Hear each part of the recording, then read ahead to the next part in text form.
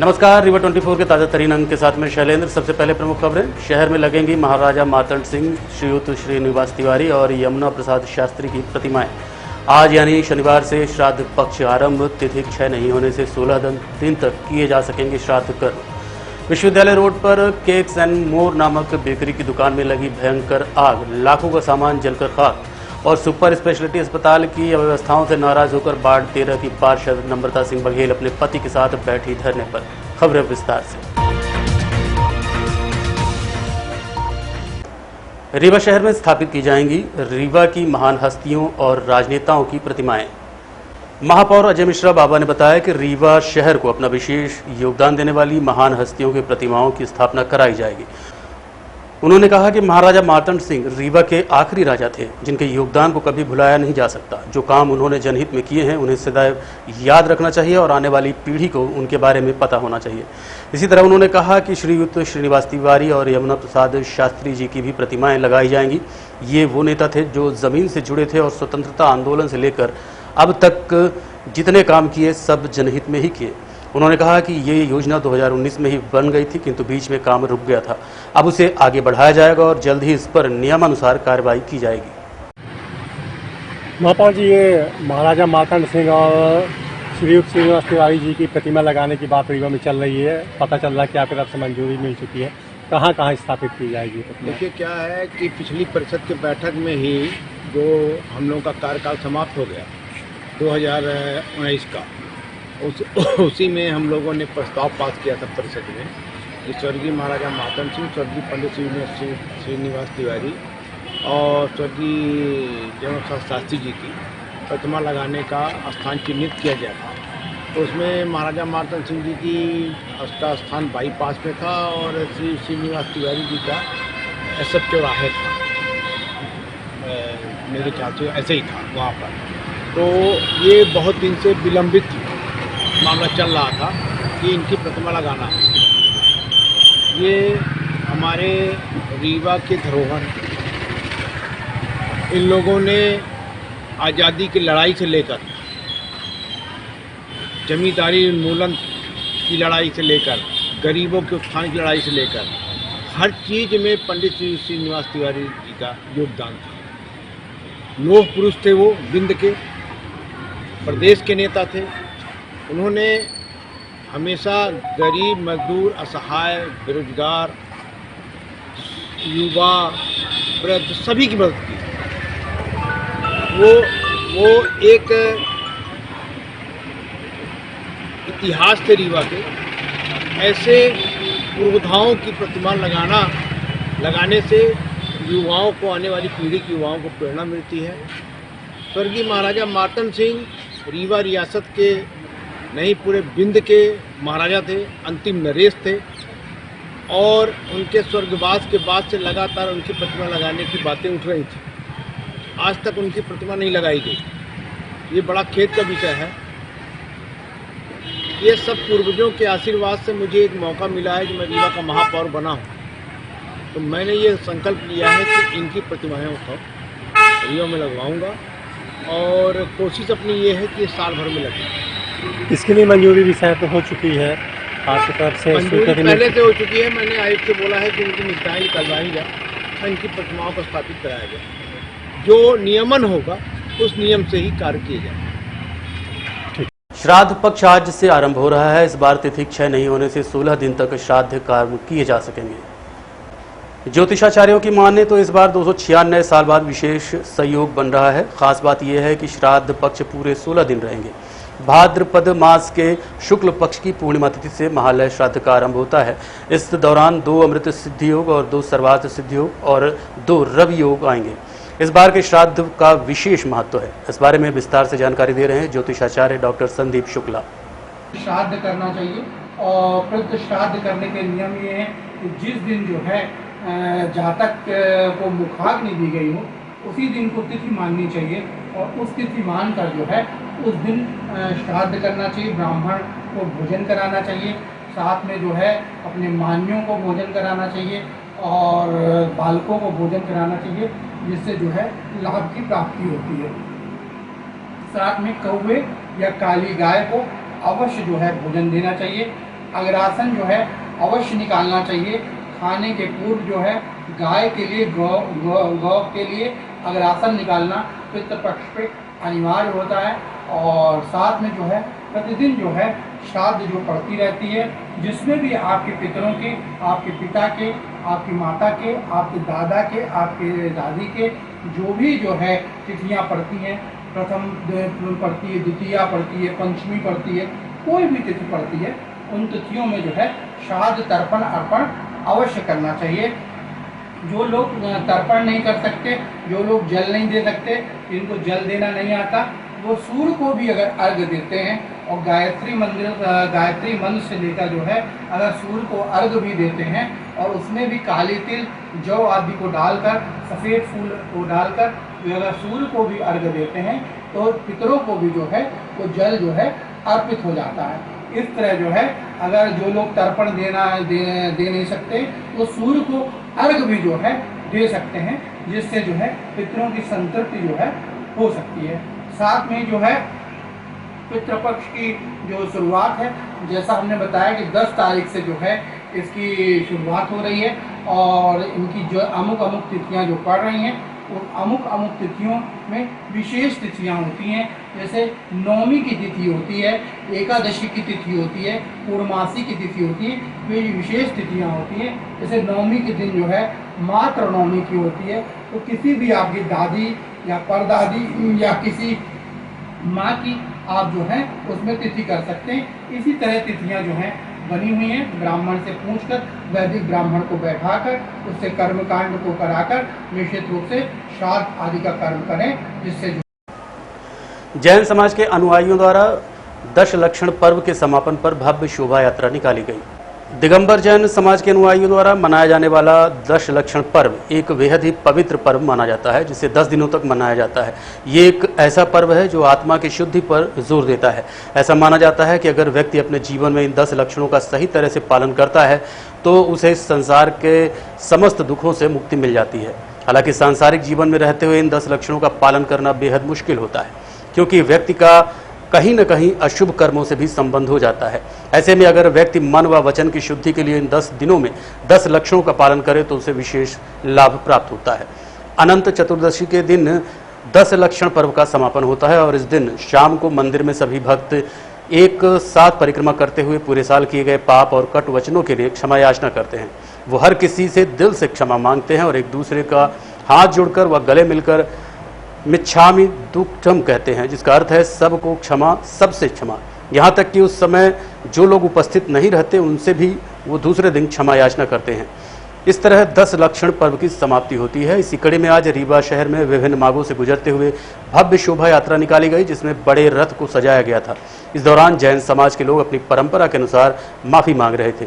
इस संबंध में हमने शोभा यात्रा में शामिल जैन समाज के अनुयायियों से बात की। कौन सा कार्यक्रम मनाया जा रहा है? 10 लक्षण पर्व का अंतिम दिन है। आज जो है हम लोगों ने जैन समाज वालों ने 10 धर्मों का पालन किया। आज उसका अंतिम दिन है, जिसका जो है श्री जी की शोभा यात्रा निकाली जा रही है।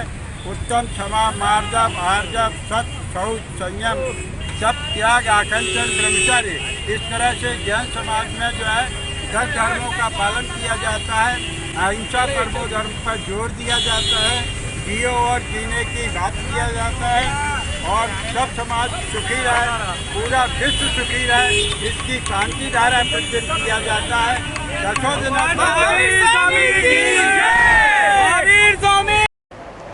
सुपर स्पेशलिटी अस्पताल की अव्यवस्थाओं से नाराज होकर वार्ड 13 की पार्षद नम्रता सिंह बघेल अपने पति संजय सिंह के साथ धरने पर बैठ गई।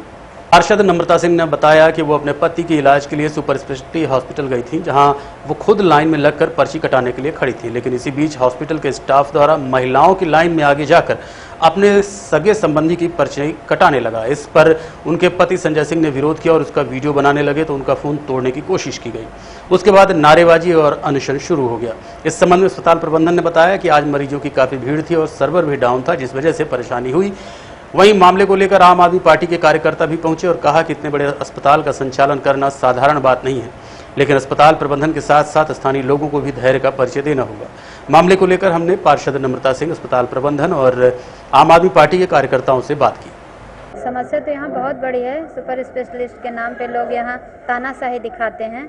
हम यहाँ सुबह अपने खुद को दिखाने आए और हमने पाया कि यहाँ एक तो स्टाफ लेट से आता है और लोगों के कहने पे कि मैडम पर्ची काट दीजिए। पहले स्टाफ आई, एक मैडम आई और बहुत देर तक खड़ी रह गई इधर उधर करते हुए।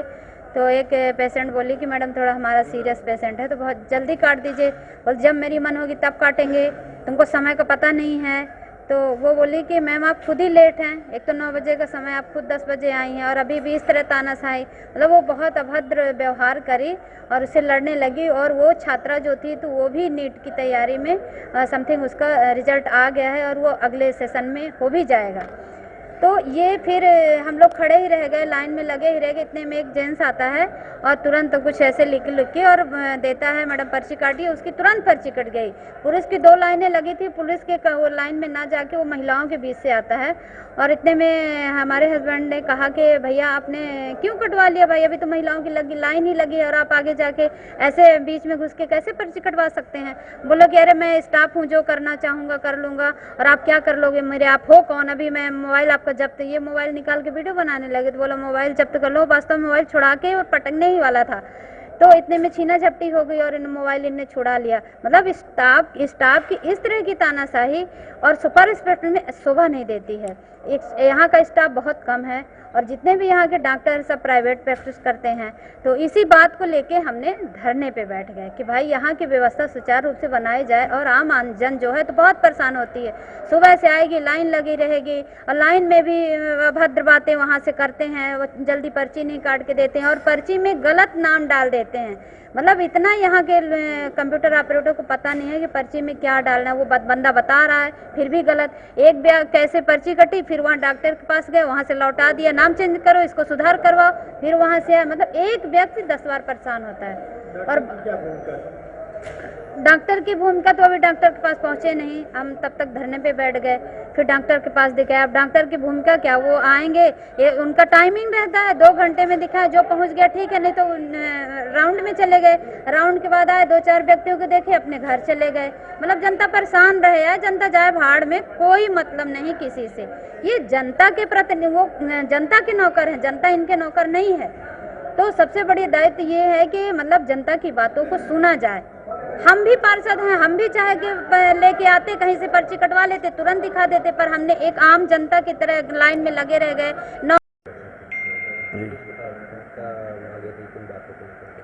देखिए, संजय सिंह जी हैं, वार्ड पार्षद 13 के, नम्रता जी के हस्बैंड हैं। वो अपने व्यक्तिगत इलाज के लिए कुछ आए हुए थे। तो यहाँ शायद भीड़ बहुत ज़्यादा है, वर्कलोड बहुत ज़्यादा है और जो कर्मचारी आए हुए हैं यहाँ आउटसोर्स्ड, वो इतने ट्रेंड नहीं है कि पेशेंट से कैसे बात करनी है या कैसे अटेंड करना है। तो उनकी कुछ बहस हुई होगी और संभवतः वो स्टाफ उस तरह से बात नहीं कर पाया होगा जिस तरह से उसको करनी चाहिए, तो उससे नाराज़गी थी।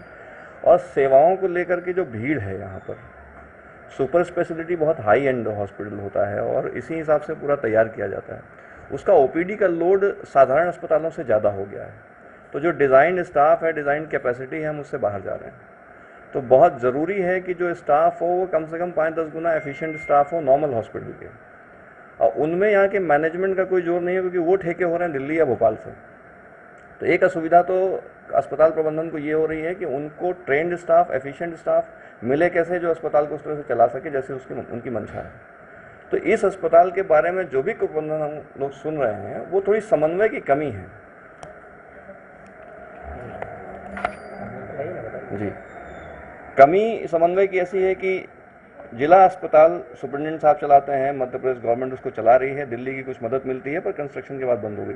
इसमें प्रशासन और अस्पताल के प्रबंधन को नियमित रूप से बैठना पड़ेगा, समझना पड़ेगा कि अस्पताल प्रबंधन को सरकार से क्या चाहिए और उनकी क्या अपेक्षाएं हैं। इनको अगर अच्छे से सपोर्ट नहीं करेंगे तो जो बहुत काबिल डॉक्टर यहाँ आए हुए हैं रीवा में, जो सामान्यतः रीवा में नहीं रहना चाहते हैं अपने बच्चों को एजुकेशन वगैरह, तो क्वालिटी डॉक्टर्स का रिटेंशन के लिए हमको वैसी सुविधाएं देनी पड़ेंगी अस्पताल को। और ये जो ऐसे मैन टू मैन इंटरेक्शन वाले इश्यूज हैं, उनको लोकल प्रशासन को समझ करके निपटाना पड़ेगा। ये हाई एंड सेवाएं ले लें, और लोकल स्टाफ वॉशरूम्स की हालत देखिए ना। हमको रीवा के लोगों को भी थोड़ा जागरूक करना पड़ेगा कि ऐसी सुविधा का उपयोग कैसे मैक्सिमम अपने फायदे के लिए उठाएं। अगर देखा जाए तो लगातार के बीच यहाँ पे कुछ स्टाफ को वीडियो भी वायरल होता है, डॉक्टर्स का, स्टाफ का, अभियंता का, तो उसमें क्या मानते हैं आप इस प्रकार का? इतना स्ट्रेस्ड स्टाफ है, डॉक्टर्स टू जनसंख्या के अनुपात में डॉक्टर्स की इतनी कमी है कि ये बिल्कुल होगा ही होगा। जो डॉक्टर 30 पेशेंट्स को देख सकता है वो 120 पेशेंट्स को देखेगा तो वो डेफिनेटली स्ट्रेस होगा। सरकार को डॉक्टर्स को बुद्धिजीवी मान करके प्रोटेक्ट करना पड़ेगा, पब्लिक का रेशियो कैसे बैलेंस करें ये इस पर सोचना पड़ेगा, पेशेंट कैसे विनम्रतापूर्वक अपनी इलाज की सुविधाएं लें ये देखना पड़ेगा। ये हमारी तरफ से भी कमी हो रही है कि हम शायद इन जनरल ऐसा बिहेव कर रहे हैं इनके साथ कि इनको हमको सेवाएं देने में भी तकलीफ हो रही है। आप एक बार अगर पूरे वॉशरूम को देख के आएंगे कि पब्लिक क्या कैसे उसको यूज़ कर रही है तो समझ में आएगा गलतियाँ हमारी साइड से भी हैं। वो थोड़ी जागरूकता से थोड़ी बातों को शासन प्रशासन और पब्लिक समझाएं, जनप्रतिनिधि आगे आकर के समझाएं, फिर नहीं सुलझे तो हम माने कि किसी की गलती। कुछ मामले को लेकर थाने को क्या मामला था? आज चूँकि दिन पेशेंट ज़्यादा थे, भीड़ ज़्यादा थी, हमारा जो रजिस्ट्रेशन काउंटर है उस पर काफ़ी लोगों की पेशेंट्स की भीड़ लगी हुई थी और कुछ समय के लिए हमारा सर्वर थोड़ा डाउन हुआ था जिसकी वजह से पेशेंट्स थोड़ा सा धैर्य खो रहे थे। उस चक्कर में कुछ बहसबाजी उनके साथ हुई है और जो हमारा स्टाफ रजिस्ट्रेशन काउंटर पे था उसके द्वारा उनसे कुछ बहस हुई है। उसके साथ ही जो गार्ड थे वो उनकी भी कुछ बहस हुई क्योंकि वो स्टाफ थे, उनका शायद मानना ये था कि हमारा पहले होना चाहिए और इस वजह से बहसबाजी हुई और उसके लिए हमने व्यापक कार्रवाई करते हुए उस जो रजिस्ट्रेशन काउंटर पे स्टाफ थी उसको चेंज कर दिया और उसकी जगह दूसरे स्टाफ को ला के कहा है सुपरवाइज़र को और उसने चेंज करके दूसरे स्टाफ को काम करने के लिए लगा दिया है। साथ ही हमने उस सुपरवाइज़र जिनके लिए उनकी शिकायत थी उनको भी हटा दिया, 5 दिन के लिए सस्पेंड किया है और उसकी जगह हमने कंपनी को कहा है कि वो दूसरे सुपरवाइज़र को यहाँ पर उपस्थित करें।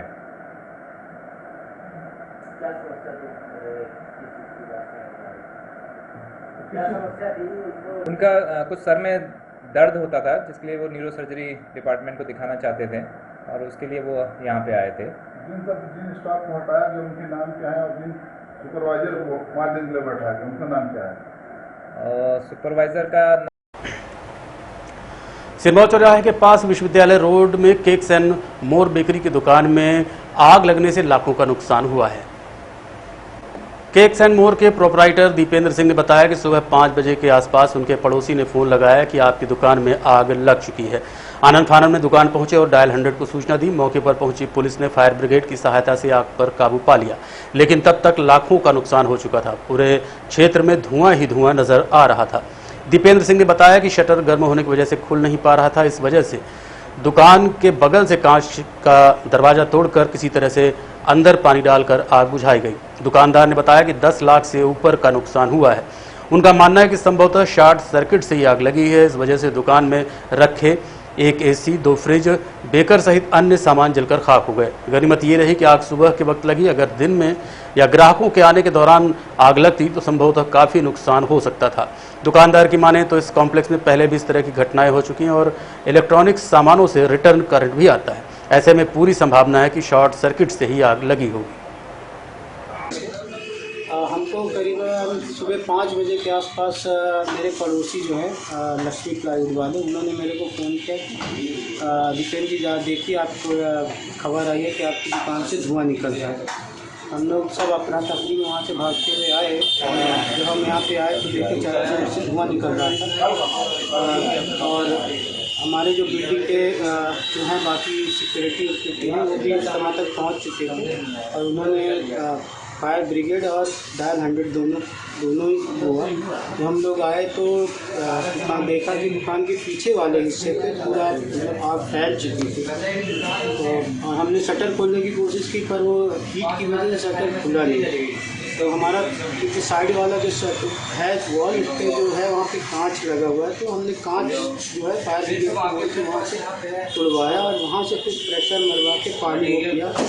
जब वहाँ से लगा कि हाँ आग कुछ बंद हो गई है तो फिर हमने आगे के शटर से खोल के फिर वो कराया।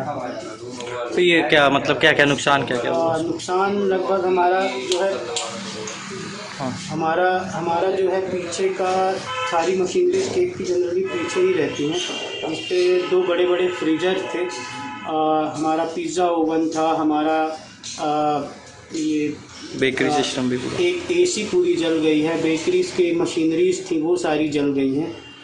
और आग का कारण क्या है? आग का कारण शुरुआत में तो सर हम शॉर्ट सर्किट भी लग रहा है, क्योंकि जिस वॉल से लग रहा है कि आग पकड़ी है, जिस तरह से वायर, जबकि हमने वायर को अच्छे से डलाया, पर इस बिल्डिंग में पहले भी ऐसा हुआ है कि मतलब रिटर्न करेंट्स का प्रॉब्लम हमने कई बार बताया था।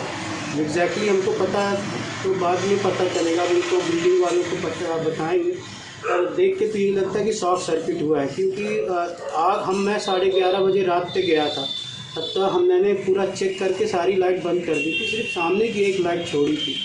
हम लोग एसी को जितने भी है और सारे प्लग्स जो है वो निकाल के जाते हैं, ताकि हाँ सिर्फ फ्रीजर के प्लग लगे रहते हैं और फ्रीजर भी ऑटो कट पे रहता है। पता नहीं ये चीज़ें कैसे, करीबन कितना का नुकसान हो गया होगा लगभग? नुकसान अभी सर आकलन तो मैं बोल सकता हूँ कि अब 10 तक तो गया ही होगा, क्योंकि हमारी बेकरी की जो मशीनरीज हैं, जो हमारा लोन सेंक्शन है वो उसमें अपना 16 लाख का जो लोन है उसमें लगभग टर्म लोन 14 लाख का है, तो वो मशीनरी सारी पीछे रखी थी। देख के भी प्लस एक एसी जो है वो पूरी जल गई है, पिज़्ज़ा ओवन जल गया, 2 फ्रीज़र हैं जो कि मतलब ये किचन वाले फ्रीज़र है, 4 डोर फ्रीज़र हैं, एक लगभग 1 लाख रुपए के थे जब लाए थे, आज की डेट से तो ज़्यादा ही होगा। पुलिस आई थी अभी? हाँ पुलिस आई थी? हाँ, हमने डायल 100 को भी फ़ोन किया था, फायर ब्रिगेड को भी फ़ोन किया था, और हमने बैंक को भी फ़ोन करके बताया तुरंत 7 बजे बैंक को भी फ़ोन किया, तो वहाँ पे उनको भी इन्फॉर्म किया कि ऐसा हो गया। फिर हम थाने गए, थाने वहाँ एप्लीकेशन डाल के गए थे, तो अभी पुलिस वाले आए थे और उन्होंने भी वो देखा है। कौन सा थाना लगता है ये अमैया थाना लगता है। दुकान किस नाम से है? दुकान केक एंड मोर के नाम से है, प्रोपराइटर मैं ही हूँ, जितेंद्र सिंह। माँ तुझे प्रणाम योजना के अंतर्गत खेल और युवक कल्याण विभाग द्वारा कलेक्ट्रेट कार्यालय में लॉटरी निकालकर छात्रों का चयन किया गया। माँ तुझे प्रणाम योजना की शुरुआत वर्ष 2013 में की गई थी और अब तक इस योजना के तहत 12,000 से अधिक युवक युवतियों को सीमा का भ्रमण कराया जा चुका है।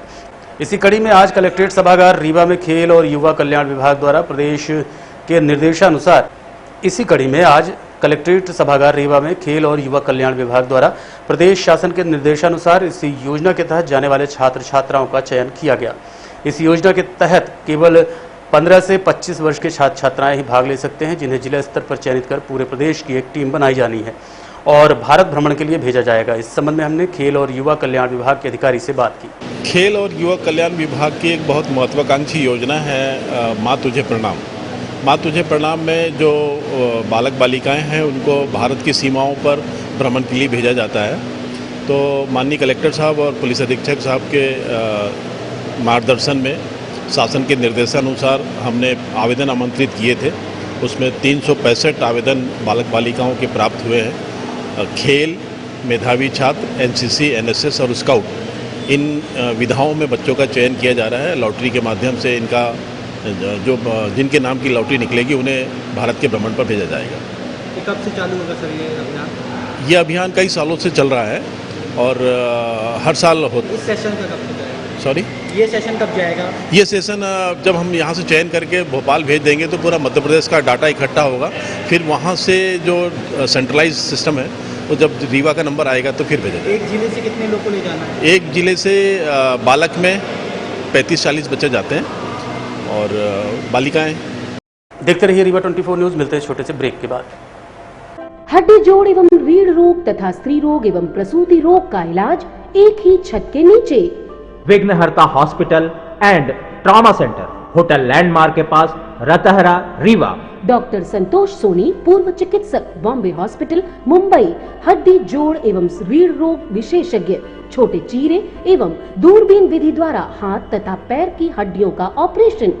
गठियाबात, जटिल एवं बिगड़े हुए फ्रैक्चर का बेहतर इलाज करते हैं डॉक्टर संतोष सोनी। विघ्नहर्ता हॉस्पिटल ट्रॉमा सेंटर में ही स्त्री एवं प्रसूत रोग विशेषज्ञ डॉक्टर शैलजा सोनी भी उपलब्ध हैं, जिनकी देखरेख में नॉर्मल डिलीवरी, सिजेरियन ऑपरेशन एवं बच्चेदानी से संबंधित ऑपरेशन की बेहतर सुविधा।